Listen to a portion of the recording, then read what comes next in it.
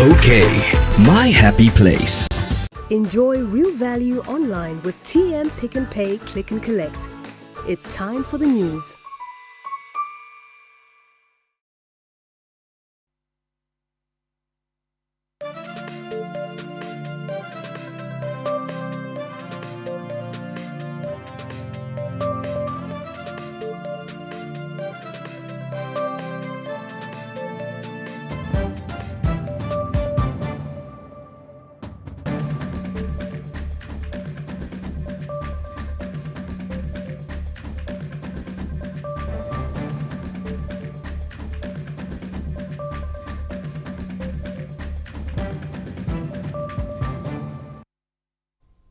Good evening and welcome to the main news. My name is Natasha Burnett. And my name is Farai Gwaze alongside Peaceway Jomunyika on the sign language desk. Let's take a look at our headlines for the evening.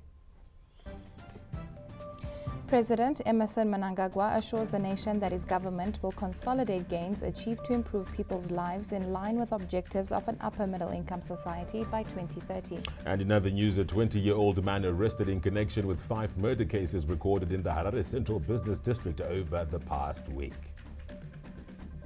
And in business, Zimbabwe tourism investments up by 24% in the first 6 months of this year. And later on in sport, Harare Sports Club Queen Sports and Queen Sports Star Brother get a facelift courtesy of Zimbabwe Cricket.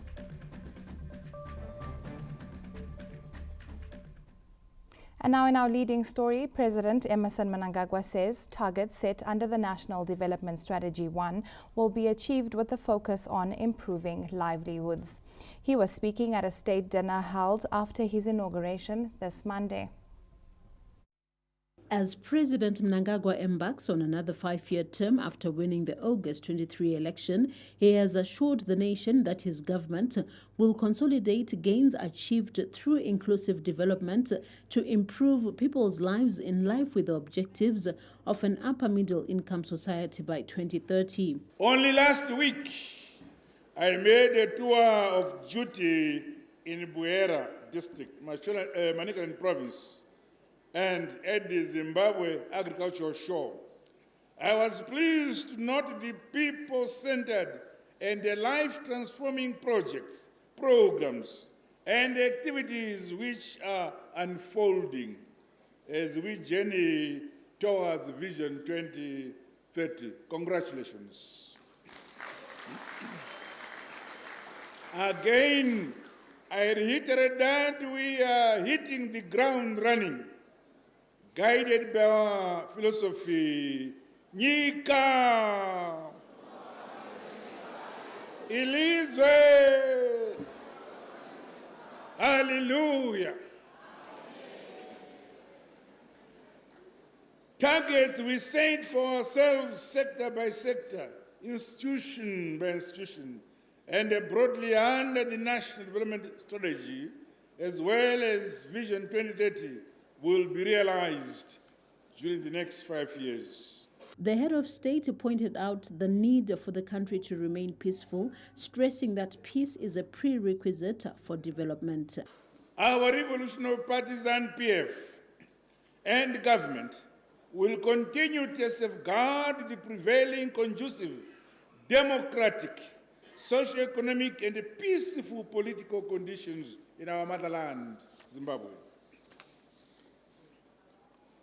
It is upon this atmosphere of unity, peace, love, and harmony that the accelerated modernization, industrialization, and growth of our economy will continue to be founded. President Mnangagwa also said his open-door policy remains in place. The country now awaits the appointment of a new cabinet after President Mnangagwa's inauguration this Monday. Josephine Mugio, ZBC News, Harare. The ruling ZANU PF party says the massive developments spearheaded by the Second Republic during President Emmerson Mnangagwa's first term in office will be accelerated in the next 5 years. While Zimbabweans are still in celebratory mood after the inauguration of President Emmerson Mnangagwa for a new 5-year term, the ruling ZANU PF party has assured the nation that more developmental projects are in the offing. ZANU PF Vice President and Second Secretary General retired Dr. Constantino Chiwenga said President Mnangagwa's leadership has united Zimbabweans. Let me hasten to say that it is under the able and visionary leadership of Comrade Dr. Emmerson Mnangagwa that our people have come to appreciate our oneness as a people, united by one flag and one national anthem. Under his mentorship, Zimbabwe is far more united in spite of political differences fomented by our detractors. We thank him for this spirit of oneness he has fostered upon us.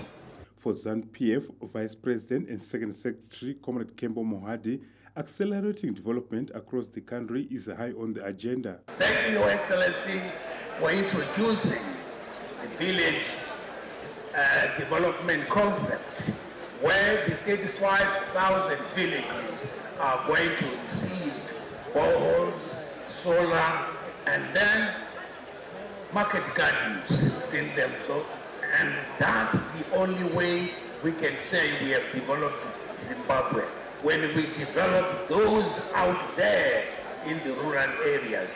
Zimbabwe has witnessed tremendous growth in the last 5 years under the Second Republic, and stakeholders are predicting massive developments in President Mnangagwa's new 5-year term. Bruce Chawanda, ZBC News, Harare. The Deputy Chief Secretary, Presidential Communications in the Office of the President and Cabinet, Mr. George Charamba, says Zimbabweans must expect a new cabinet any time from now after President Emmerson Mnangagwa's inauguration this Monday.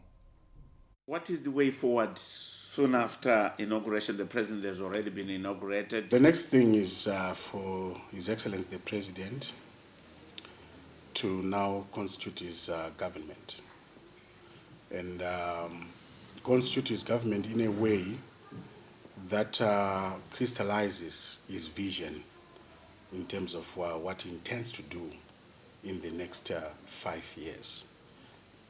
People don't often appreciate that the way you constitute your government essentially throws light in terms of what your area of emphasis during that term is going to be. So really, you want to look very closely at the ministerial portfolios that are formed, how they are manned, and what they indicate by way of the direction of economic change and national direction.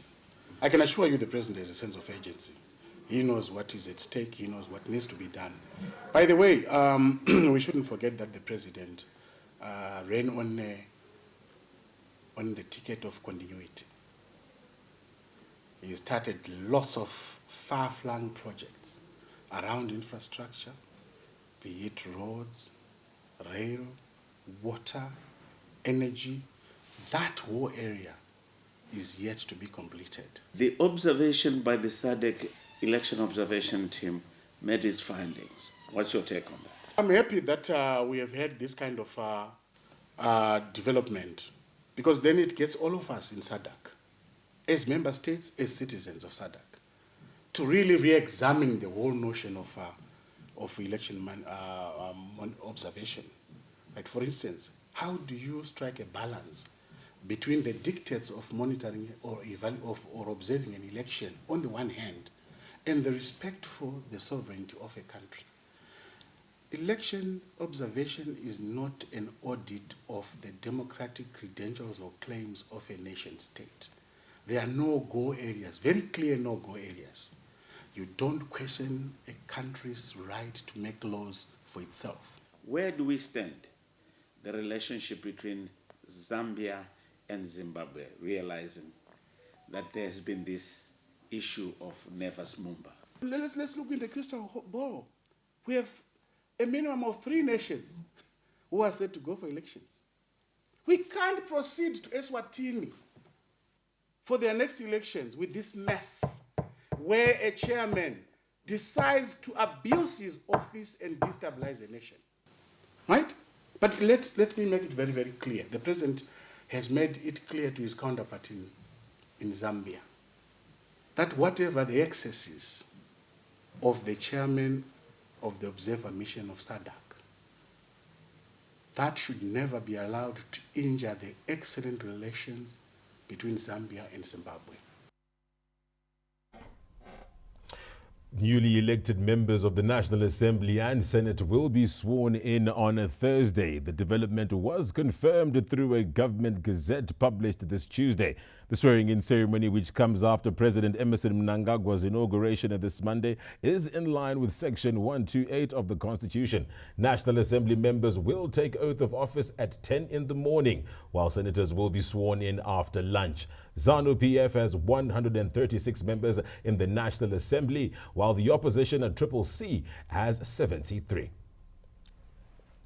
And now in our next story, economic experts are convinced that President Emmerson Mnangagwa's second five-year term in office will see the advancement of policies and strategies that promote economic growth and inclusive development. President Emmerson Mnangagwa is now officially in his second term, where he is looking to continue advancing the national economic vision, which is already in motion through the National Development Strategy 1 NDS1. At his inauguration in Harare this Monday, President Mnangagwa made a passionate plea for collective action to advance economic development. Economic experts are convinced that the president's second term in office will advance macroeconomic stability and inclusive development. The first one, obviously, and most importantly, the issue of sustaining stability through continued implementation of fiscal reforms, especially around controlling public spending. I think it's going to be easier now that the elections are done and dusted, enhancing the efficiency of public spending, eliminating leakages from the system, and wastages, especially non-productive spending, so as to create a bit of fiscal legroom to continue to invest or mobilize domestic resources for investing in infrastructure. The Second Republic is expected to further strengthen national targets such as the $12 billion United States dollar mining economy and an agricultural sector worth $8 billion United States dollars, among other key projects. With President Emmerson Mnangagwa having pointed out that his administration will focus on sustaining the growth trajectory achieved during his first five-year term, economic experts agree the agenda sets the tone for key blueprints such as the anticipated industrial development policy, which comes into effect next year and will run until 2030. I think the president has a very clear idea where he wants to go. You saw that in his speech yesterday. And I think that the prospect is, given the progress we've made in the last 5 years, because we made substantial progress, the progress now, we laid a foundation. Now we start building the house. The new house for Zimbabwe. Within the last 5 years, Zimbabwe set in motion debt clearance plans with the African Development Bank, and this is another key area of focus which is set to continue during the president's second term. Business and economic minds agree the country has made progress in promoting ease of doing business, but stressed the need for some institutional and tax reforms to sustain the gains achieved. Theophilus Chuma, ZBC News, Harare. South Africa's ruling ANC party has vowed to stand with Zimbabwe in safeguarding its sovereignty in the wake of attempts by imperialist forces to infiltrate the southern African region.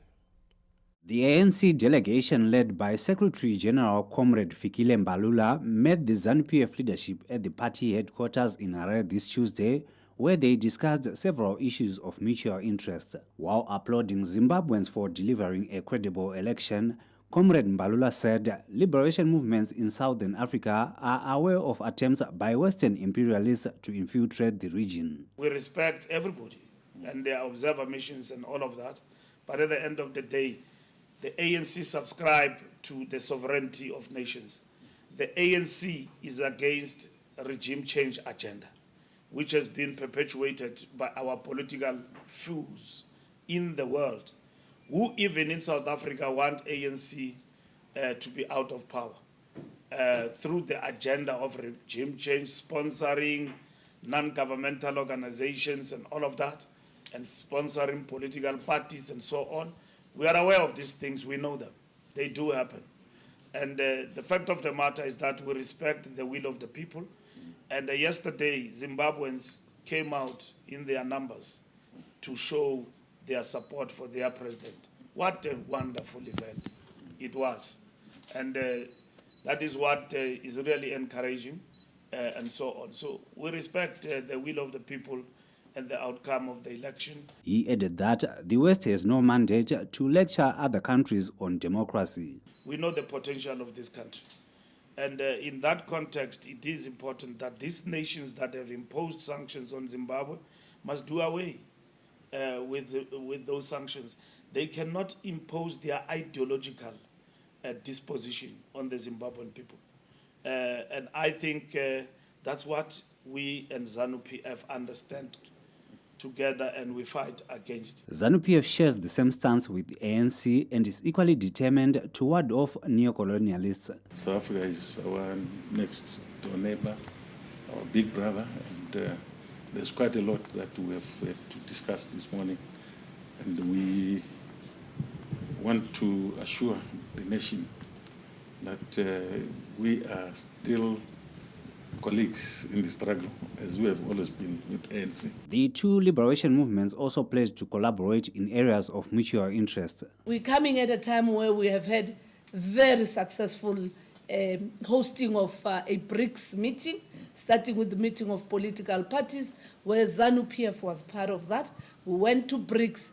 All the what was contained in the declaration comes also as part of the work we did as political parties.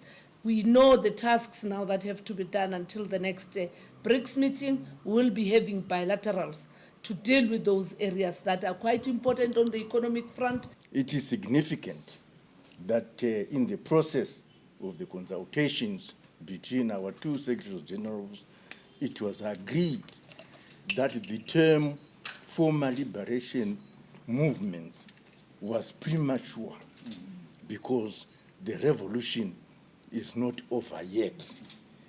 We are still in the process of liberating ourselves. Yes, we have achieved political liberation, but not yet economic liberation. From the ruling party headquarters, the ANC delegation toured the Museum of African Liberation in Warren Park. The museum, which houses various artifacts from across the continent, is under construction with the expectation that it will be complete within the next 12 months. Wellington Makonese, ZBC News, Harare. The Harare City Council has been rocked by another corruption scandal after the local authority's chief clerical officer, ANCZanu PF, was arrested for allegedly defrauding the local authority of $4 million United States through manipulating the council's billing system. Corruption seems to be in Harare City Council's DNA after another scandal involving $4 million United States, which has landed a senior official in the dock. Chief Clerical Officer ANCZanu is alleged to have fraudulently reversed payments that the local authority received from ratepayers amounting to $4 million United States and 60 million Zimbabwe dollars through the enterprise resource planning system and converted the loot to personal use. The development has since been confirmed by Harare City Council spokesperson Hope Chizuzu, who said that the matter is now before the courts. We can confirm that indeed the matter has been brought before the magistrate courts, and because of that there isn't much that we can say because the matter is already sub judice. Harare residents believe they have been vindicated after questioning the city council's billing system on several occasions. Havana billing system iri in place yavari kushandisa zvavari kushandisa zvese mazhinji acho angori ma-estimates to bill us as residents. Meanwhile, the Zimbabwe Local Government Association is pushing for a uniform billing system for all local authorities to avoid manipulation. Harare City Council, I don't think it is the first time you hear of such scandals, and they must put their systems. I don't think they've got a proper billing system that they're using. Government must rein in, and probably the Auditor General. The 2020 Auditor General's report exposed a number of anomalies in the Harare City Council books of accounts, including lack of a proper billing system, which resulted in more than 190 million United States dollars being unaccounted for. John Nandara, ZBC News, Harare. A 20-year-old man has been arrested in connection with 5 cases of murder which occurred in Harare's central business district over the past week.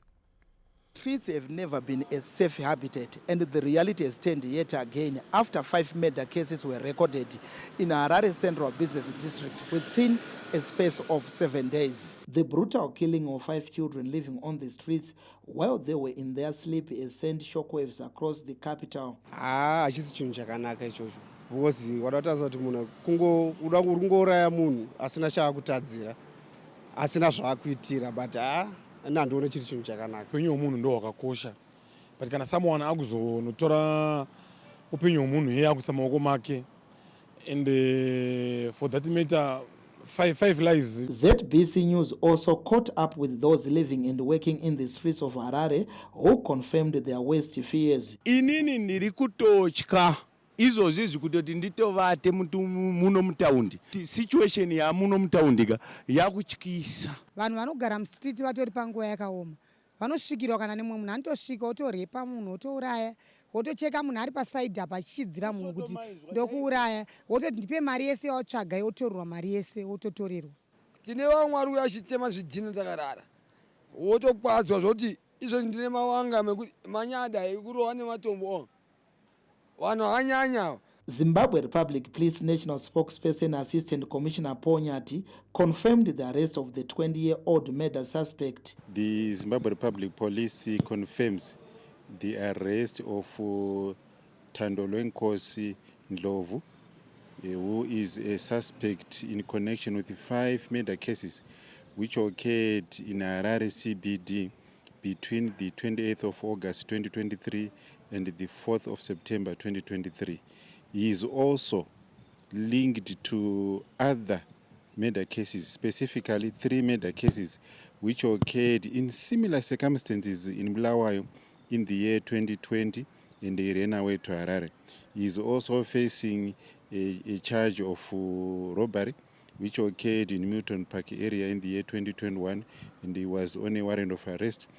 Besides that, he was also facing a charge of attempted murder in connection with the boy whom he tried to kill in Harare CBD on the 4th of September 2023. The reason behind the gruesome murder remains a mystery, and the alleged killer is expected to appear at Harare Magistrate Court this Wednesday. Peter Chivima, ZBC News, Harare.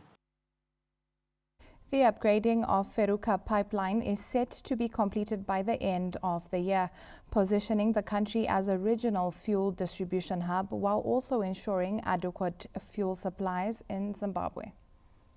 Notable progress has been made in the 20 million United States dollar project for the upgrade of the Feruka pipeline, with most of the equipment having been procured. The project being undertaken by the National Oil Infrastructure Company of Zimbabwe, NOIC, through their subsidiary ZimTrade Limited and their Mozambican counterparts, Companhia Pipeline Mozambique Zimbabwe, CPMZ, will position the country as a regional hub in fuel distribution while also improving the country's fuel supplies and efficiency. Energy and Power Development Minister Honorable Jemusoda outlined the scope of the project at the National Oil Infrastructure Development Company annual general meeting held in Harare. NOIC is currently undertaking some projects, one being the upgradation of the pipeline that brings the product from Beira into the country. The responsibility for NOIC is to upgrade from Feruka to Masasa, and the intention after achieving the upgradation exercise would be to increase the throughput of the pipeline from about 2.19 billion liters per year to 3 billion liters. Minister Soda added that all the equipment critical for the completion of the project has been procured. 90% of fuel used in Zimbabwe is imported via the Feruka pipeline, while the remainder is transported by fuel tankers. John Nandara, ZBC News, Harare. President Emerson Mnangagwa has commended the First Lady, Dr. Auxilia Mnangagwa, for her philanthropic work, which has transformed communities and improved lives of vulnerable groups. Speaking during the inauguration state dinner held last night at Glamis Arena, President Emerson Mnangagwa acknowledged First Lady Dr. Auxilia Mnangagwa's outstanding contribution to national development, highlighting her hard work, who continued to complement his work as he commences his second term in office following his re-election as president in the just-ended general elections. The mother of the nation is embarked on numerous initiatives targeting vulnerable members of society. To date, she is spearheading countless educative and empowerment programs aimed at enhancing livelihoods of orphans, the girl child, widows, former ladies of the night, youths, the elderly, and persons with disabilities. I want to extend my gratitude to my dear wife, Comrade Dr. Mai Mnangagwa, the family and the Angel of Hope Foundation for their unwavering support.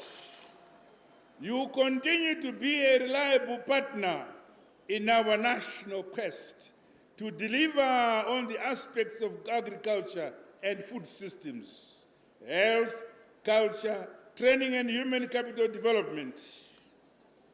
You continue to foster and restore our African culture among our people. Congratulations. It is my sincere hope that as I serve the nation under the second term, your complementary philanthropic work, my dear wife, will continue to impact and transform our communities. Keep on, keep on. Guests from various walks of life, including foreign dignitaries, were treated to mouth-watering traditional dishes prepared by the 2023 provincial winners of the First Lady's traditional meal cookout competition, which has since gone regional. Among the chefs were 19 women and 2 men, including members of the San community, who were mobilized by the First Lady from the country's 10 provinces. The elegant menu was full of rich ingredients and techniques reflecting their cultural and regional culinary traditions. Tourism and Hospitality Management Chief Director Ms. Tarisai Msonza thanked Amai Mnangagwa for introducing Amai's traditional cookout competition and honoring chefs from the country's provinces. Most delegates expressed interest in the traditional dishes, as this was witnessed by the long queues at traditional food serving points. We would like to thank our patron, the First Lady of the Republic of Zimbabwe, Dr. Auxilia Mnangagwa, for introducing the traditional cookout concept, as this is going a long way in promoting gastronomy tourism in Zimbabwe. Bringing traditional chefs from all the provinces to prepare local dishes for both local and foreign delegates is a sign of togetherness that Amai is encouraging the people of Zimbabwe, and this is greatly commended.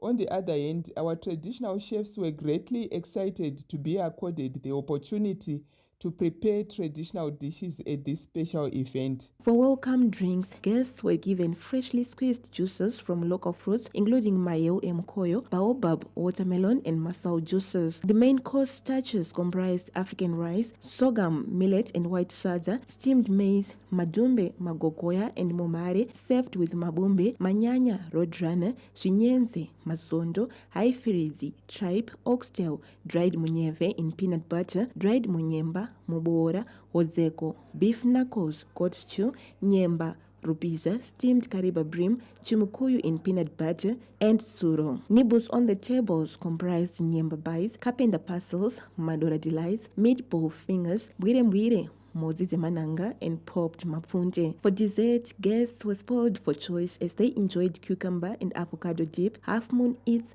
nyi mufarinya, pumpkin and shio cake, as well as nopi. Festus Mkunguruse, ZBC News, Harare.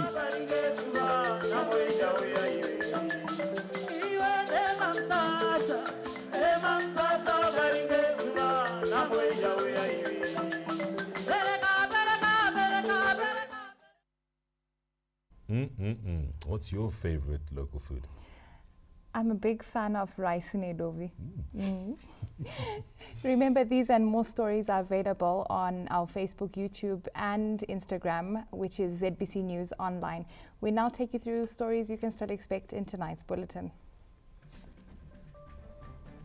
In business, Zimbabwe tourism investments up by 24% in the first 6 months of this year.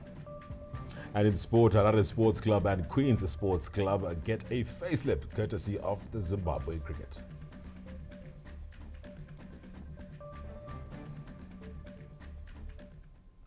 Now we're off to a short break. Stay with us.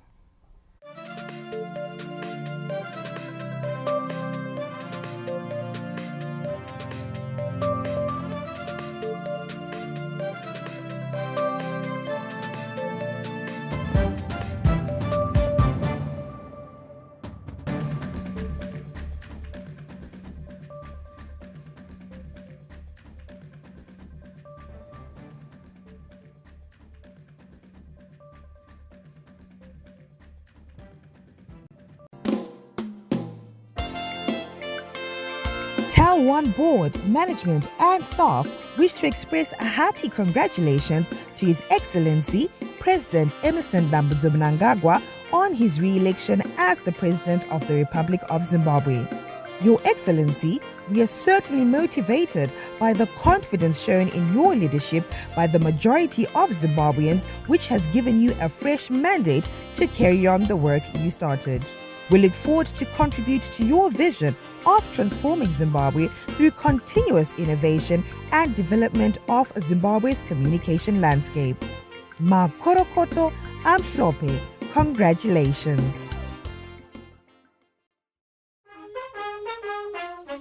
The Minister of Mines and Mining Development, Honorable Winston Chitando, the Deputy Minister of Mines and Mining Development, Honorable Dr. Polite Kambamura, the Permanent Secretary, Mr. Pfungwa Kunaka, Chief Directors and all staff of the Ministry would want to extend their collective heartfelt congratulations to His Excellency, Comrade Dr. E.D. Mnangagwa, the President of the Republic of Zimbabwe, on his astounding victory in the recently held 2023 harmonized elections where he was elected for a second term.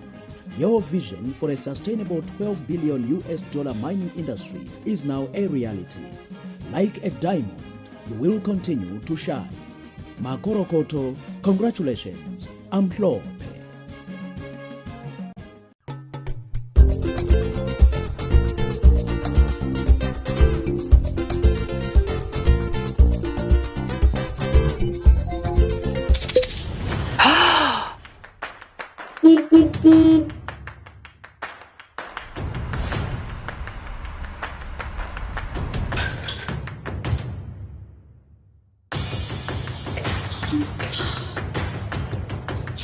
Yes. This calls for direct delivery.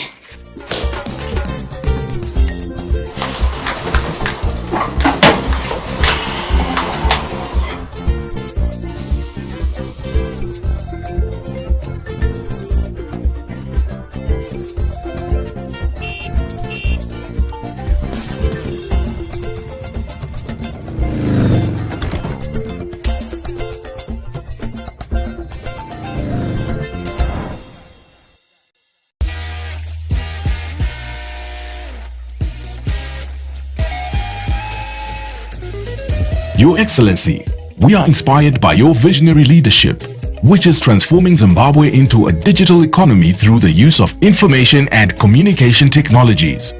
Your commitment and hard work has seen the development of mobile network communications nationwide, connecting the unconnected, bridging the rural and urban divide. Your drive towards financial inclusion has seen the provision of mobile financial services, banking the unbanked. Your Excellency, we are greatly inspired by your National Development Strategy agenda that has resultantly witnessed the deployment of ICTs at village level. Net1 board, management and staff would like to wish you well in your new tenure as the President of the Republic of Zimbabwe. Congratulations, Makorokoto Amhlope.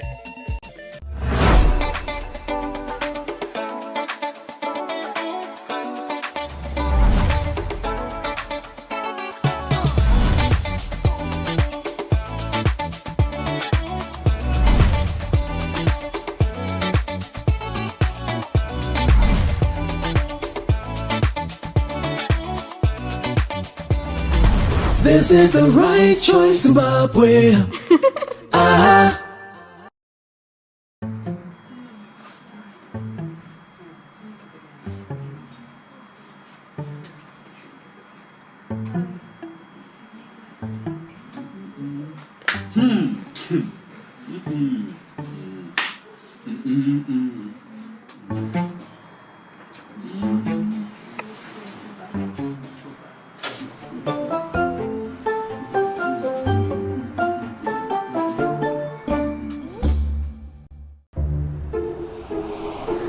Right, our first order of business is to determine which constituency will be best served. Point of order. On what point of order are you raising up? According to food chapter yethu, chapter 2, clause 6. Yes. Ithini ngokudla kuma meeting? Ngicela ungichasisele ukuthi uhamba njani. Honorable Kukara, stand up and come forward. Nishikaficho, yanacho chikaficho, yanacho. Chicken slice. Today is Wednesday. Wangu Wednesday. Let me dispose of this.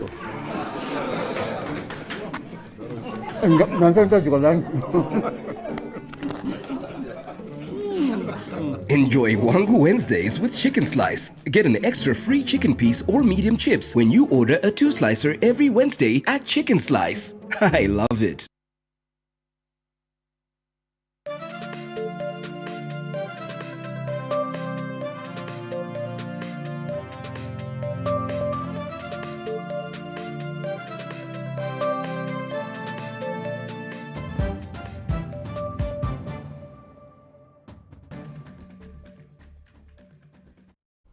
Welcome back and thank you so much for staying with us. While Zimbabwe has done well in reaching the joint United Nations program on HIV/AIDS targets of ending AIDS by 2025 in adult population, there seems to be a huge gap when it comes to children in the wake of revelations that 35% of them are not aware of their status. With 35% of children who are HIV positive not aware of their status and the viral load for 14% of those on treatment not suppressed, Zimbabwe has scaled up its HIV preventive and treatment measures to ensure children also reach the UN AIDS targets of ending AIDS by 2025. National AIDS Council Chief Executive Officer Dr. Bernard Madzima confirmed that they've upscaled awareness campaigns in the face of the worrying trend. Zimbabwe is one of the 12 countries with a high burden of HIV in children.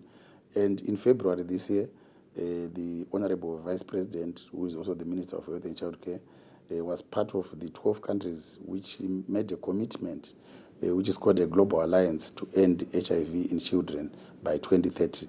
So as Zimbabwe, we've made that commitment politically at the highest level, and now the thrust is to implement the framework which is under the Global Alliance, where we are scaling up all the preventive measures and the treatment measures to end HIV in children. HIV activist Lakmopa Midzai, who was born with the virus, reckons there is need to strengthen the country's prevention of mother-to-child transmission programs for the country to meet the UN target. We need to strengthen our EMTCT program that we have. Remember, the main gap when it comes to pediatric HIV is on ART coverage. I think we are around 70%.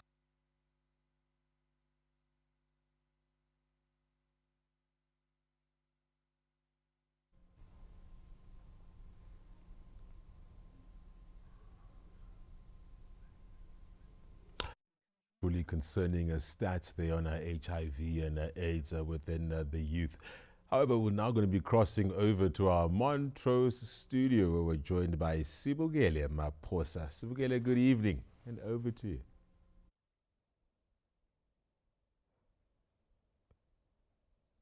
Thank you very much, Farai and Natasha. Good evening, Zimbabwe. We carry on with the news. Over 28,000 hectares of the country's forests have been destroyed by wildfires since the beginning of the fire season, which commenced on the 31st of July. With the country now in the red as the fire season is at its peak, inferno-induced incidents are on the increase. The Environmental Management Agency, EMA, says the damage to flora and fauna has been devastating, especially in Matabeleland North Province, with Hwange District being the most affected. So far as Matabeleland North Province, we have lost 28,000 244 hectares to wildfires. And the most affected district is Hwange district. And contributors of these fires or causes of these fires has been attributed to poaching, suspected poaching activities. The Forestry Commission also reported destructive infernos early last week in the Sikumi forest, and there are efforts to scale up preventative measures. The Forestry Commission has put in place all the required fire suppression measures in the forest areas. That is the early burning to reduce the fuel load, the fire guards around our forest estates, and as well as promoting awareness and education in communities that are living adjacent to our forest areas. So far in the season, we've received one incident of fire that happened early last week in our Sikumi forest. This we are still investigating how the fire started, but indications on the ground are linking this fire to poaching incidences. The fire season is officially gazetted from the 31st of July to the 30th of November, when the country receives the early rains. During this dry period, the nation loses flora and fauna due to the uncontrolled fire incidents, most of them emanating from human activities. Mhlomuli Ncube, ZBC News. With the city of Bulawayo faced with a myriad of problems such as poor service delivery, residents in the country's second largest city have identified critical areas that should be addressed by the newly elected councillors. Newly elected Bulawayo councillors are coming at a time when the city, which used to be the smartest in the country, has become a pale shadow of its former self. Uncollected refuse in Bulawayo Central Business District and disorder caused by vendors operating at undesignated areas like pavements are some of the problems that the incoming crop of councillors have inherited. Bulawayo residents are hoping the new brooms will sweep the city clean. I think incoming councillors, lo mayor ozangena Bulawayo lapha sikhangelela ukuthi elungise especially indaba zokubuthwa kwezibi. Thina njengathi sihlala etown lapha izibi zakwanisa ukuhlala 2 weeks zingabuthwanga. Ugcine sokubangela ukuthi kube lama outbreak abo cholera. And so sikhangelela ukuthi nxa ngabe yali plan ukuthi kumbe kuthengwe ezinye izimota zezibi, maybe city council says isilezi lutshwane. So kumele ingezelele nxa ukuthi izashota. Kuyas affect ukuthi lesinye isikhathi uyahamba labantwana. Uyawazi ukuthi abantwana bathanda ukubamba phansi. Poor drainage systems have also become an eyesore in the city center, and the Bulawayo community is hoping the elected councillors will come up with lasting solutions to the myriad of challenges facing the city. Njoba sebengenile sikhangelele bona nje ukuthi besincedise kakhulu sibili ende sikhangele ngamehlo abomvu kakhulu sibili sibalindile sibili ukuthi be-improve. Enesimazana kune zvirwere zvana cholera nanani then ipi problem iripo ndiye kuti vanhu vemarket futhi ndo vamwe futhi vanokonzeresa vanouya kuzorasira zvinhu kunoko. The new councillors are set to be sworn in this Wednesday after the August 23 general elections. Renowned American chef Carla Hall, who is in Zimbabwe on a cultural tourism expedition, is now in the Victoria Falls for a 2-day tour of the resort city.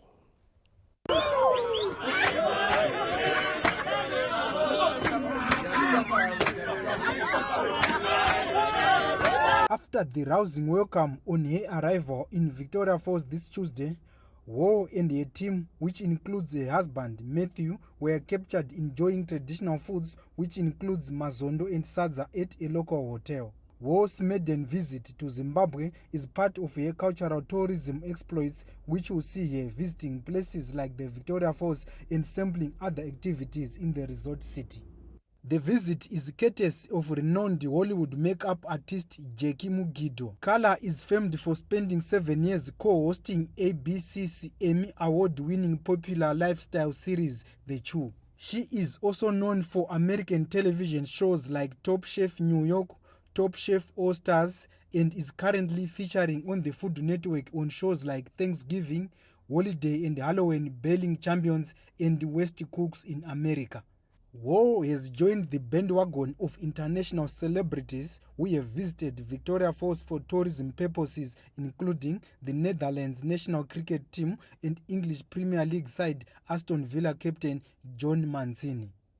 Tichaona Kurewa, ZBC News, Victoria Falls. And that's all from the Montrose News Desk. I am Sibigele Maposa, now sending it back to Harare, where Natasha and Farai will take us through the rest of the bulletin. Thank you so much there, Spaghetti, for that update from our Montrose studio. United Nations Secretary General Antonio Guterres has urged the international community to assist Africa to become a renewable energy superpower by reforming financial institutions and international borrowing. The United Arab Emirates has pledged $4.5 billion United States dollars in clean energy investments in Africa at a landmark climate summit meant to showcase the continent's potential as a green powerhouse. This comes after Kenyan President William Ruto has made frantic efforts to ensure the Africa Climate Summit in Nairobi shifts the narrative and present the clean energy transition as a unique opportunity for Africa. By working together, we will deploy $4.5 billion that will catalyze at least an additional $12.5 billion from multilateral public and private sources. It is our ambition that this will launch a new transformative partnership to jumpstart a pipeline of bankable clean energy projects in this very important continent. UN Secretary Antonio Guterres urged the international community to assist Africa to become a renewable energy superpower, adding that a dysfunctional global financial system needs a fixing to fight climate change. With adequate access to financial resources at reasonable cost and technological support, renewables could dramatically boost economies, grow new industries, create jobs, and drive development, including by reaching the over 600 million Africans living without access to power. Renewable energy could be the African miracle, but we must make it happen. The three-day Nairobi summit, which began on Monday, has brought together African leaders to define a shared vision for green development on the diverse continent of 1.4 billion people and set the tone for a flurry of international diplomacy leading up to the COP28 meeting to be held in the United Arab Emirates. Now we take it to the courts where multiple murder suspect Jason Muvevi, who is accused of shooting and killing 4 people, will not stand trial after he was declared mentally unstable to understand the charges he is facing. Let's get the details on that story. Harare Magistrate Mr. Dennis Mangosi has committed Muvevi to a psychiatric hospital for treatment after the results of a mental examination confirmed the accused has psychological challenges. Muvevi will therefore not stand trial as he does not have the mental capacity to appreciate the proceedings. He becomes the latest multiple murder suspect to be committed to the psychiatric unit after Bright Jantali, who is accused of raping and killing over 20 women, was sent to a mental institution. Muvevi allegedly killed 4 people in Wedza before attempting to kill 2 others. He was apprehended in Mozambique and extradited to answer to the alleged crimes. Peter Chivima, ZBC News, Harare. We're off to a break and return with business news. Stay with us.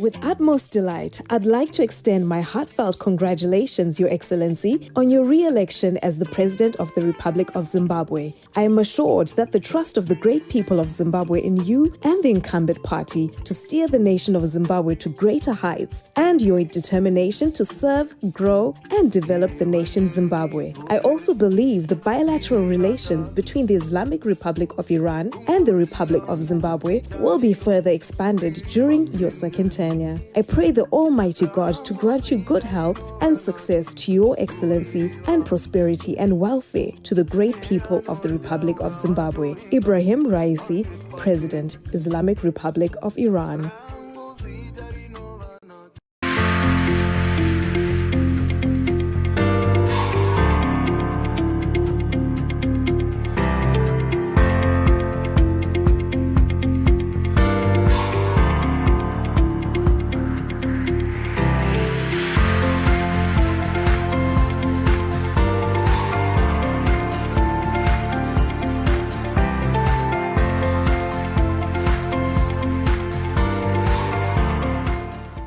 It's back to school and we're going shopping. Yay! Now, where do I start?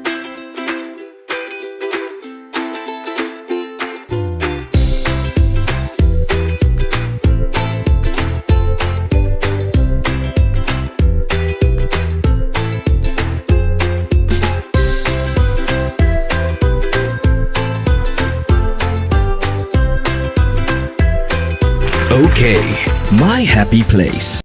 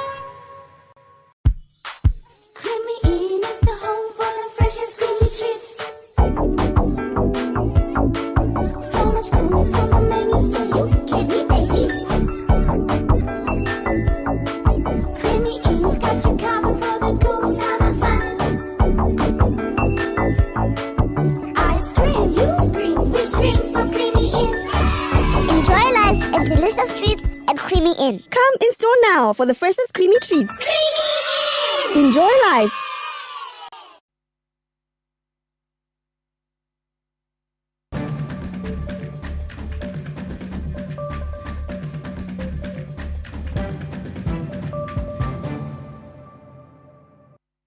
Welcome back. Investments in Zimbabwe's tourism industry have increased by more than 20% to over 120 million United States dollars, aided by government's pro-business policies. Data released by the Zimbabwe Tourism Authority ZTA shows that new facilities as well as modernization and upgrading of amenities have become key determinants in the growth trajectory. The development has resulted in overall investments for the first half of the year rising to over 120 million United States dollars from 96 million United States dollars during the same period last year. We did see a 24% increase in completed projects as far as tourism investment was concerned in the first half of the year. We are excited to report that these investments were in the areas of restaurants that are fine dining restaurants that have gone up, as well as accommodation facilities, both hotels and bed and breakfast facilities or boutique hotels. We also saw investment in aircraft. Tourism operator Mr. George Seremwe attributed the growth in tourism investments to government's investor-friendly policies. People are confident that there is potential of business in the tourism sector, and we are also going to see more players participating in the industry. Astoka Leisure Group Chief Executive Officer Mr. Emmanuel Fundira says sustained growth in tourism investments is important in facilitating overall economic growth. Perception building is something which has been ongoing in this country, and the response now coming from the market has shown a positive trajectory of growth and a response towards what has been invested, one on the marketing front and also in us addressing the macroeconomic environment. Treasury has identified tourism as a key player for the 5.3% economic growth this year. Stanley James, ZBC News, Harare. Still in business, ZimTrade has succeeded in capacitating and preparing promising entrepreneurs to venture into the lucrative export market through its Eagle's Nest Young Exporter Incubation Program launched 4 years ago. Over 200 young entrepreneurs have so far enrolled under the Eagle's Nest Young Exporter Incubation Program to overcome challenges faced in accessing the export market. In an interview with ZBC News this Tuesday, ZimTrade Chief Executive Officer Mr. Alan Majuru said the program's long-term objective is to sustain government's export growth strategy. We've managed to capacitate over 200 youth-led enterprises. But the most exciting, interesting thing is the enterprises have been coming up with unique enterprises like commercializing our indigenous products, making health and cosmetic wear from our products, and also the leather sector. I think if we look at it globally, the leather sector in terms of imports globally is around 90 billion. And the issue is, what share are we taking in Zimbabwe of that? So most of the youth have also ventured into the leather sector. Majita Maroa is an Eagle's Nest alumni whose leather products venture is making inroads into the export market. I became a part of ZimTrade when I applied for their Eagle's Nest program, which is a youth export incubation program. So this was in 2022 last year, and through this program I've had to learn a lot on how to get local clients as well as export clients. A venture is also helping in upscaling Zimbabwe's leather industry. Normally, we source our leather from local tanners. Then materials that tinoshandisa kugadzira products anongobva local. I'm a designer. I do design. Then I do cutting. Then I can assemble as well, making the product. Zimbabwe has witnessed the resurgence of the export sector as it warms up to the new African Continental Free Trade Area, and ZimTrade is playing its part to raise the country's export readiness. Owen Mandova, ZBC News, Harare.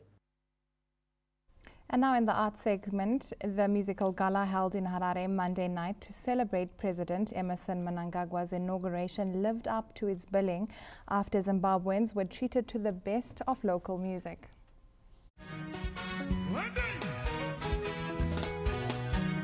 Music enthusiasts who thronged the National Sports Stadium for President Emmerson Mnangagwa's inauguration gala had their musical thirst quenched after witnessing live performances from a host of local artists. It was an entertainment gala from gospel music to Zim dancehall, Sungura, Afropop, Rumba and Dendera music.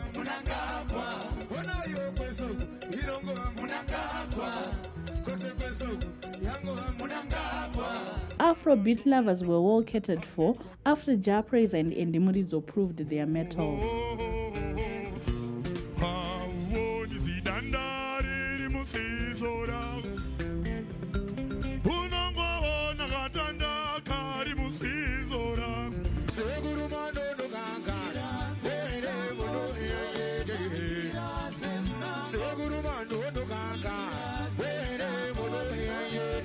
Gospel music lovers were well taken care of, courtesy of Matthias Mere, Minister Michael Mahendere, Bethany Pasinawako and Dorcas Moyo.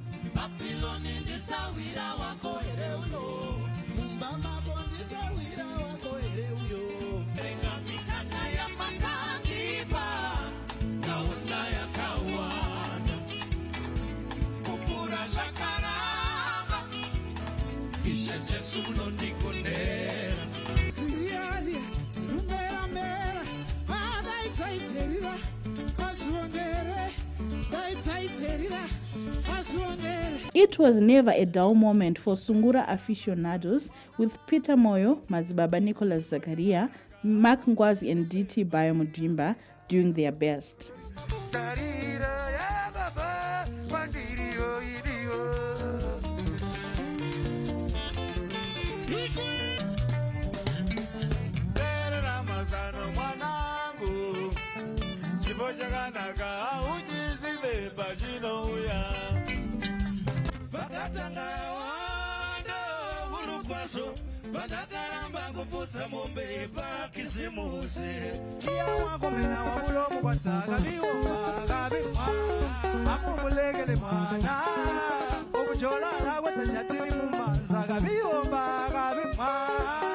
ZimDanso was also a part of the show with Killer T and Manine.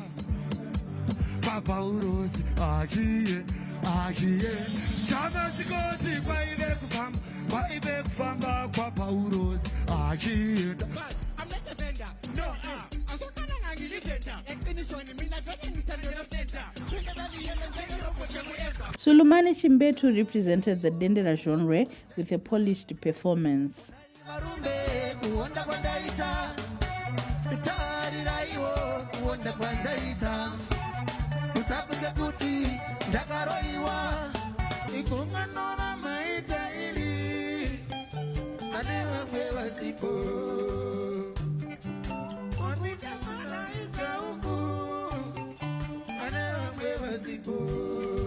Rumba musicians also made sure their fans were not left out.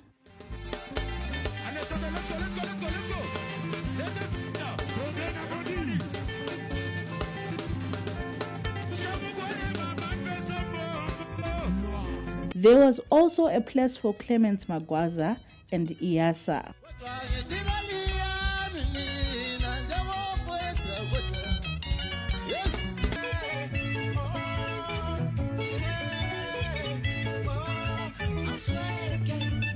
Patience Nyagatu, CBC News, Harare.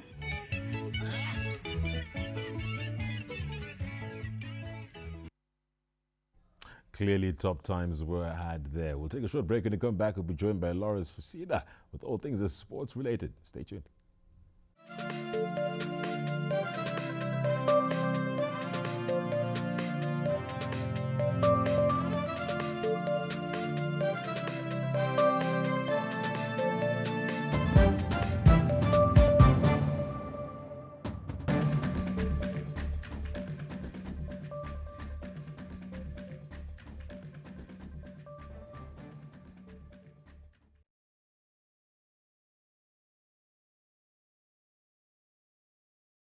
My husband works even harder today than he did when he was younger.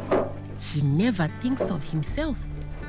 It's not an easy job, but it paid for our house and keeps our kids in school. So when he comes home, he deserves to relax. And he cleans up all right, don't you think? New Aura Beauty Soap for skin that glows. From the House of ZimGold.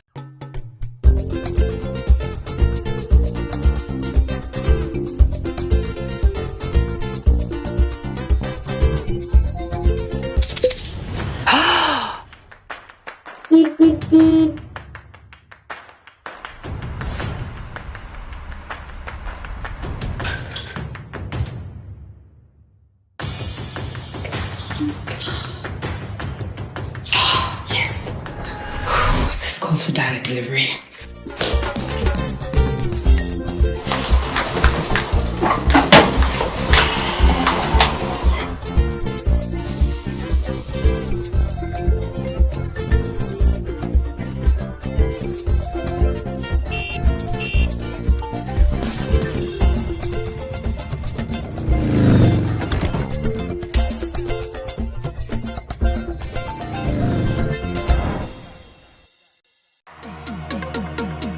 Leandra.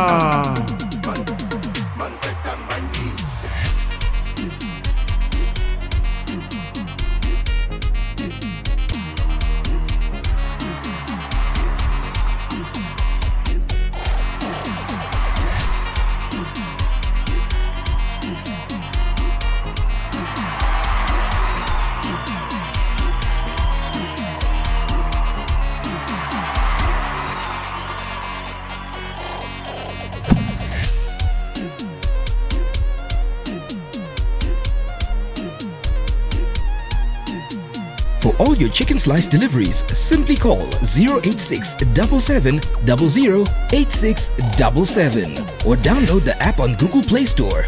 Chicken Slice. I love it.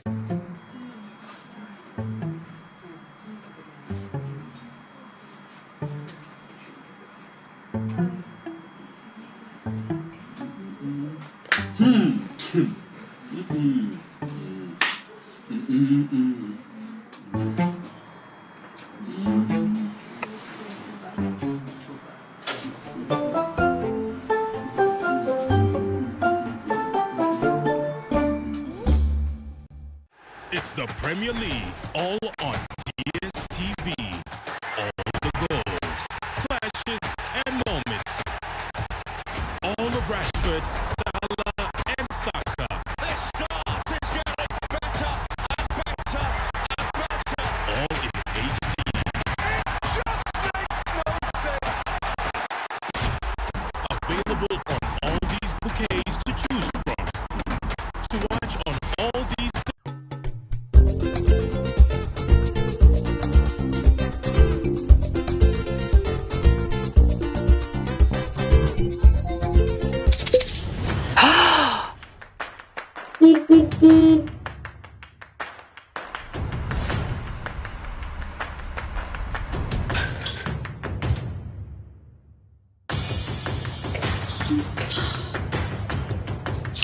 Yes. This calls for direct delivery.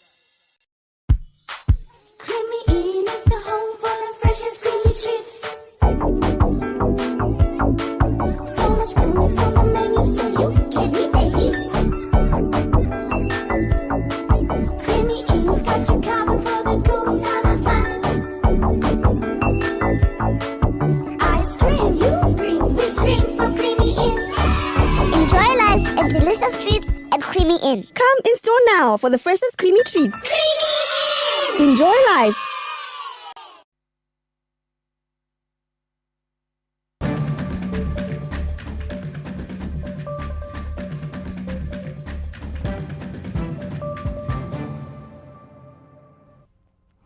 Good evening once again, and thank you so much for joining us on our sports news this evening as we get to give you what has been happening through the day. My name is Lawrence Trisida.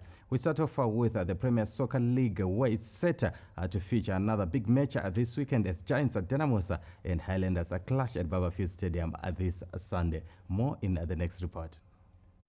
The Battle of Zimbabwe is slowly turning out to be the biggest Bulawayo derby since Dynamos moved to Barberfield Stadium 3 months ago.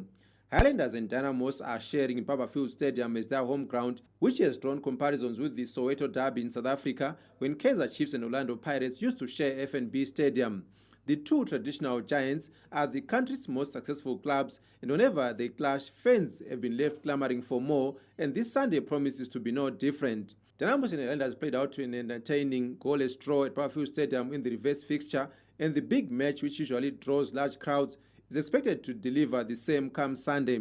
The match comes with the two giants facing contrasting fortunes as Dynamos are undefeated in the past 5 matches, with Highlanders' 19-match unbeaten run coming to a scratching halt with successive defeats in the last couple of weeks. Before the two most successful clubs clash on Sunday, the third and fourth most successful clubs in the country, Cape United and FC Platinum, will battle it out at Mandava Stadium on Sunday. Makepekepe and Pure Platinum played desperately to need a win, which should add spice to the encounter.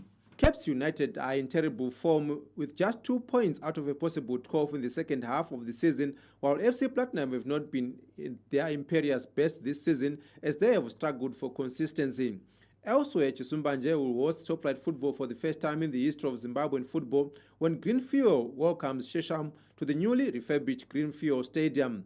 Another potentially explosive encounter is lined up for Baobab Stadium when second-place Manica Diamonds visit Mondoro for a date against third place Ngezi Platinum Stars, with the two teams only separated by goal difference. Chicken Inn take on Bulawayo Chiefs in a low-key Bulawayo derby at Veve Stadium, while ZPC Kariba hosts Herent House at Nyamunga Stadium. Struggling Black Rhinos will face equally troubled Triangle Butter Stadium in Gweru. Sunday sees Wange take on Simba Bora at the Colliery Stadium, while Yada face Cranbourne Bullets at Baobab Stadium.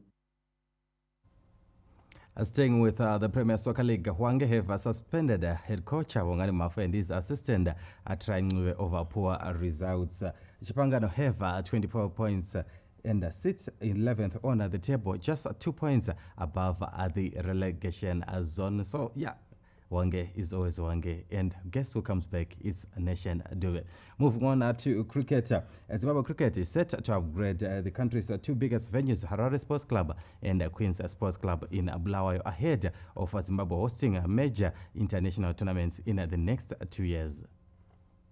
The country's biggest cricket facilities, Harare Sports Club and Queen's Sports Club in Bulawayo, have been filled to capacity whenever the country hosts high-profile matches. Harare Sports Club has an estimated carrying capacity of 10,000, while Queen's Sports Club hosts 9,000 fans. The two venues proved too small during the recent World Cup qualifier, where Zimbabwe Cricket created a fun park and ended up turning fans away.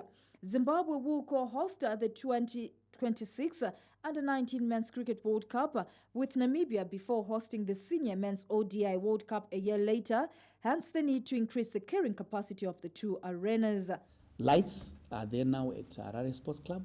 We look forward to replicate that at Queen's and possibly with an addition of another stadium in Vic Falls.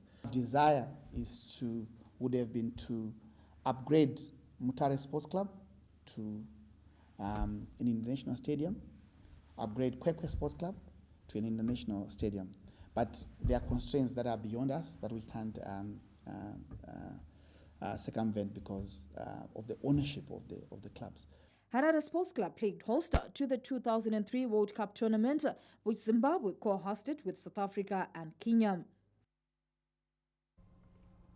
Moving on, Bindura University of Science Education's sporting profile continues to grow after the institution's participation at the basketball tournament at the Ekat University International Sports Tournament in Russia.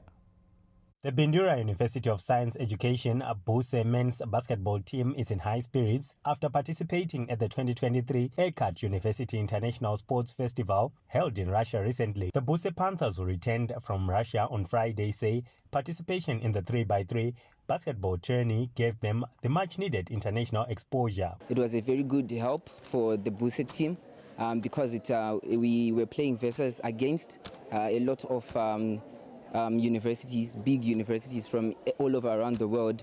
For example, we played Argentina, Russia and Iran. Buse Dean of Students, Dr. Crispin Mazodze, is also ecstatic about the international exposure. Their performance tallies well with the university's objective and trajectory. We would want to give our university visibility nationally and internationally.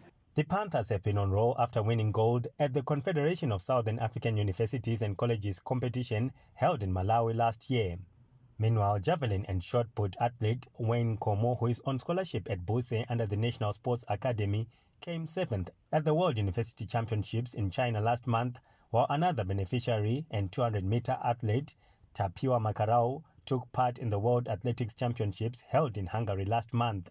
Tapiwa Machemedze, ZBC News, Bindura. So that's all we managed to have for you on our sports news this evening. It's back to Natasha and Fry. Thank you so much there, Lawrence, of course. So that brings us to the end of the bulletin for tonight. Good night.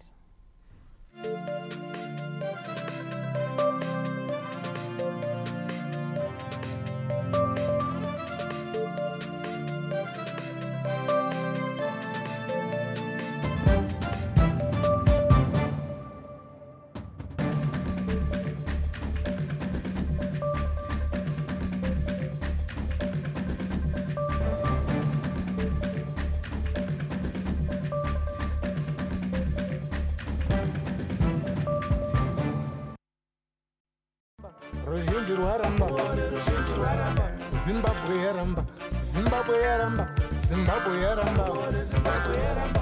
Police the police, guard the guard, chair the chair, chef the chef. A very warm welcome to you and thank you so much for joining us on Combating Corruption, your weekly current affairs program that focuses on all things relating to corruption. We always do appreciate your interaction with us. Please feel free to send us your questions, comments, and your contributions on our social media platform at ZBC News Online. Interesting discussions that we're going to be having today, looking at the role of the church in also being able to contribute against the vice of corruption. I'm currently joined in the studio by Sheikh Ismail Dua, who is president of the Supreme Council of Islamic Affairs in Zimbabwe. Sheikh Dua, thank you so much for joining us today. Yeah, thank you very much.